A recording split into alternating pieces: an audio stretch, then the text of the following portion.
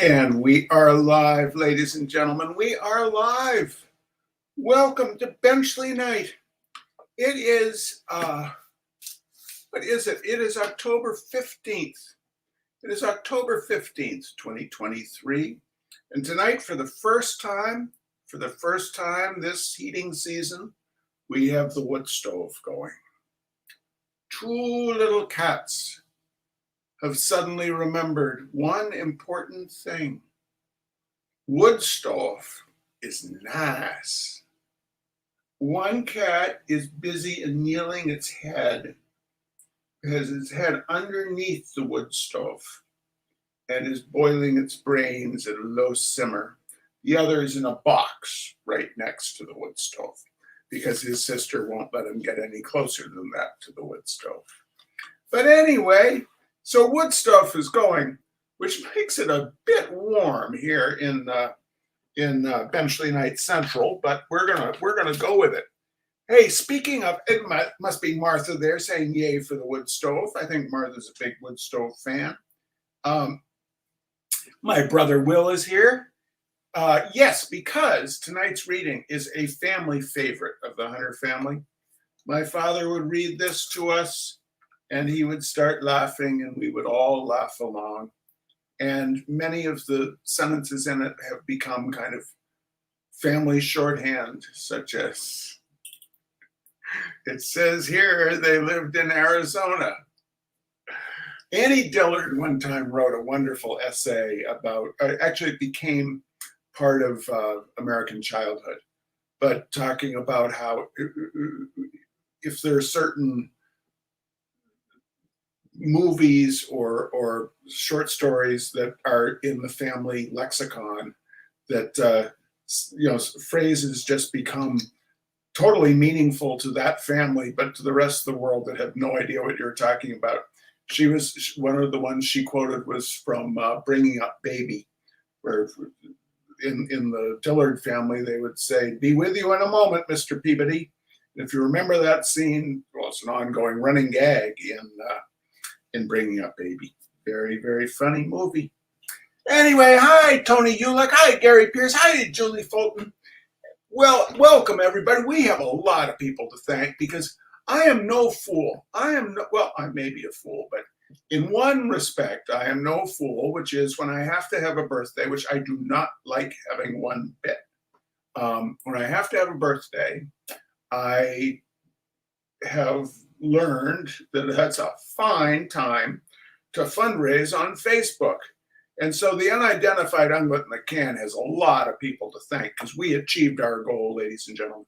We achieved our goal of $1,200 for Rockingham Entertainment Development. And that's good because not all the concerts we put on or involved in putting on can make money.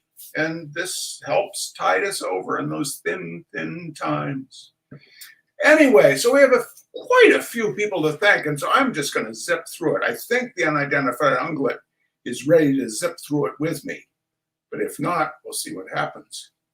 All right, starting it off. Thank you to Gary Pierce and Aileen Cortez, to Dan Duffy, to Laurie LaRue.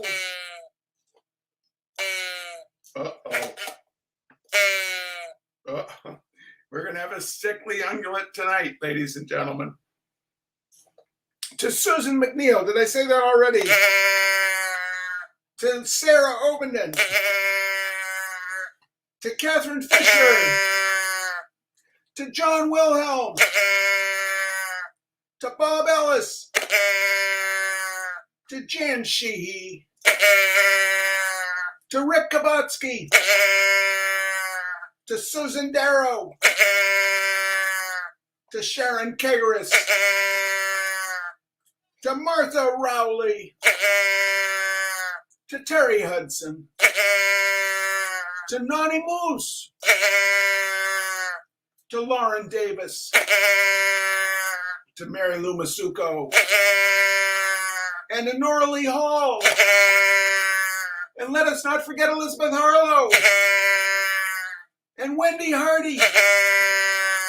And Judy Leidy. And Nancy Kurtz. and J.T. Mayer, and Michelle Boslun, and the Madeline Sika Aldrich, and to Ray Campbell. Ray Campbell, I've known for decades now. Thank you, Ray. To Tony Ulick, to Barbara Duncan Fillion, to Steve LaSala, and out there in Pittsburgh, Pennsylvania, to my very, very, very, very tall cousin, Mr. Nat Hunter, and his wonderful wife, Elise. Thank you all so much. Thank you all so much. It was a great birthday, ladies and gentlemen. I had it down at the art. Well, I didn't tell anybody it was my birthday because I can't stand birthday parties. But there was an art opening at the William Basic Gallery in Northampton during the day of my birth, and well, not the day of my birth, the day of the anniversary of my birth. There goes a cat looking for some food after boiling its brain for a while. But it was a fine thing to do. It was a fine thing to do with the day that otherwise I'd be at 6s and 7s. And the show is doing very, very well. And if you are down near Northampton, Massachusetts, it will be up. It will be up until November 11th, I believe. Dave Alvin's birthday. Museum Feet by Robert Benchley. A complaint contracted by overzealous parents. There is one big danger in the approach of autumn, and that is that the snappy weather may excite us into making plans for doing things that we ought to have done long ago. Those of us who are parents are likely to decide that we have not been paying enough attention to the children, that we ought to take them out to more places of interest and instruction. More of a pal and a father is what we feel we ought to be, and yet, withal, an instructor, steering them into enlightening byways and taking them on educational trips to fisheries and jute manufacturers, etc. Now, this is just a manifestation of fall fever, and it will die down. So do not give in to it. Let the children educate themselves. You have not done such a swell job with yourself that you should undertake to show someone else how to do it. And above all, never take the kiddies to a natural history museum. Taking them to a natural history museum is one of the things a parent first feels coming on when the crisp autumn days send the blood tingling through the veins. And it is one of the last things that they should do.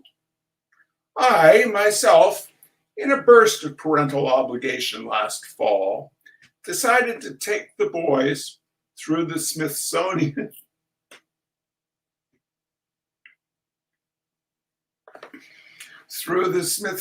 Institution in Washington.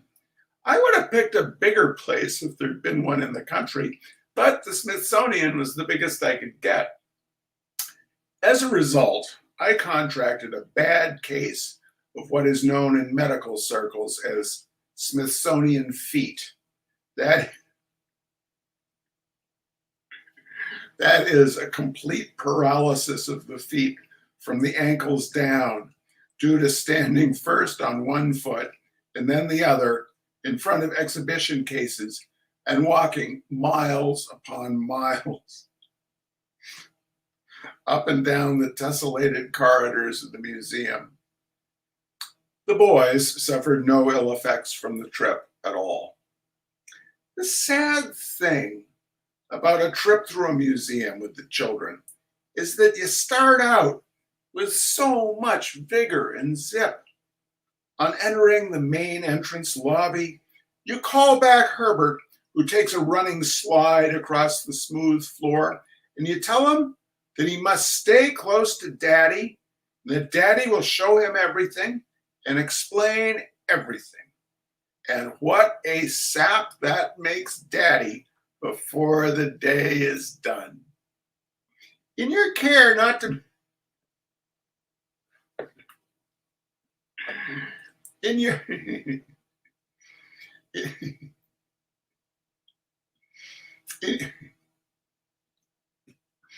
in your care not to miss anything, you stop and examine carefully the very first tablet in the entrance lobby, deciding to work to the left and look at everything on the left side of the building, and then take up the right side. Look, boys, you say, it says here that this building was built by the Natural History Society of America in 1876. Oh, well, I guess that isn't very important. And you ask the attendant at the door, which is the most satisfactory way to see the museum, a foolish question at best. He tells you to begin with Glacier Hall over there on the right. This upsets your plans a little, but what difference does it make whether you see the right or the left side first? Come on, boys, you call to both of them, who are now sliding back and forth on the floor. Here is the room where the glaciers are. Come on and look at the glaciers. The boys, by this time, are very hot and sweaty and probably less interested in glaciers than in anything else in the world. You yourself find nothing particularly thrilling about the rocks, which are lined up for inspection in the room as you enter. However, it is a pretty important thing, this matter of glacial deposits, and both you and the boys would be better off for knowing a little something about them. Look, Herbert, you say. Look, Arthur. See we here where the glacier went right over this rock and left these big marks? But Herbert is already in the next hall, which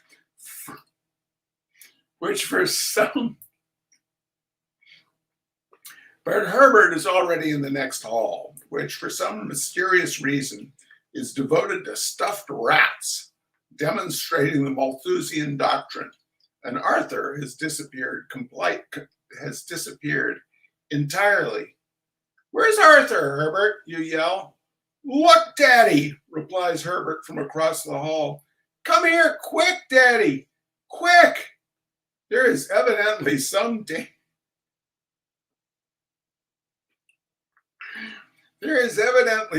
danger that the stuffed rats are going to get away before you arrive, and you have to run to hush Herbert up, although you had much rather not look at stuffed rats, Malthusian doctrine, or no Malthusian doctrine.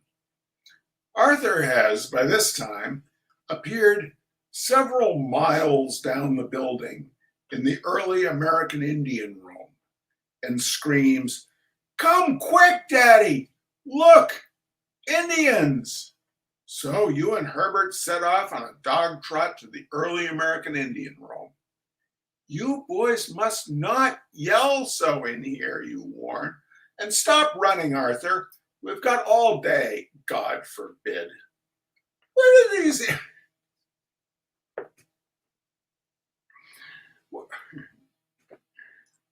these Indians live, Daddy?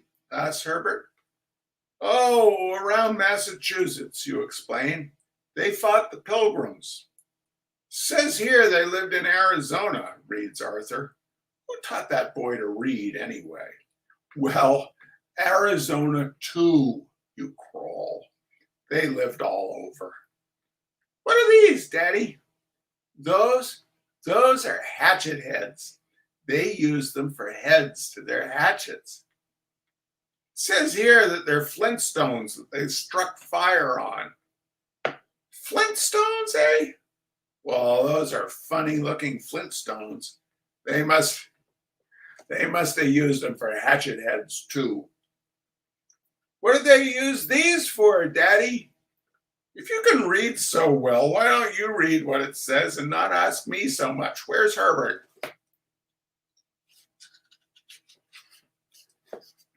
Herbert is now on the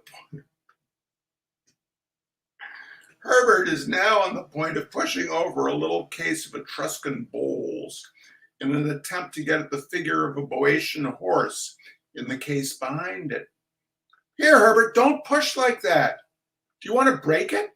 Yes, replies Herbert, giving you a short answer. Well, we will go right home if you are going to act that way. Here, a good idea strikes you. Why not go right straight home and blame it on Herbert? The first evidence of Smithsonian feet is beginning to make themselves felt. You try walking on your ankle. You try walking on your ankles to favor the soles of your feet, but that does not help. You have not even struck the second floor yet. By actual count, the word look has been called out 82 times, and each time you have looked. 43 questions have been asked, 40 of which you have answered incorrectly, and 34 of which you have been caught answering incorrectly. It is high time that you did go home. But the boys are just beginning. They spot another room at the end of the wing and they rush to it. You trail after them, all your old fire gone. It turns out to be Glacier Hall again. We've been in here before, you say, hoping that this will discourage them. There's the door to the street over there. How about us going home and coming again tomorrow? This suggestion is not even heard, for the boys are on their way up the big flight of stairs leading to the second floor. If you can make half the flight, you will be doing well. By the time you reach the first landing, you are in a state of collapse. Look, Daddy, you hear the little voices calling from above. Come quick, Daddy, skeletons. And skeletons they are, sure enough, mastodon skeletons. Herbert, turning the corner hurriedly, comes suddenly on one and is thrown into a panic. Not a bad idea. Perhaps they might both be frightened into wanting to go home. But nature herself comes to your rescue. At the end of the mastodon room, Herbert comes and whispers to you. I don't know, you reply hopefully. Perhaps we'd better go home. No, screams Herbert. I want to stay here. Well, come along with me then, and we'll see if we can find it. Come on, Arthur. Come with Herbert and Daddy. So, on the pretext of locating the section of the building in question, you lead the boys downstairs and out the back way. Over here, I guess, you say. No, I guess over there. By this time, you're at the street and within hailing distance of a taxi. It is but the work of a minute to hit Herbert over the head until he is quiet and to yank Arthur into the cab along with you. Drive quickly to 468 Elm Avenue, you say to the driver. This would be your home address. All right, ladies and gentlemen, Museum Feet, the annual reading of Museum Feet. Now, we've been doing this enough years that you know there are annual readings of Museum Feet, Edith's Christmas Burglar, James Thurber's My Life in Hard Times, and then Paul Revere's Ride. I hope you enjoy the cyclical nature of this, of the rhythms, the great rhythms. Sometimes we have Back to the Game. Sometimes we have opera synopses. There are any number of pieces that also appear with fair regularity. But I sure appreciate all the people coming and watching. So I sure enjoy reading these stories, and I thank you all for the generous birthday support for Rockingham Entertainment Development.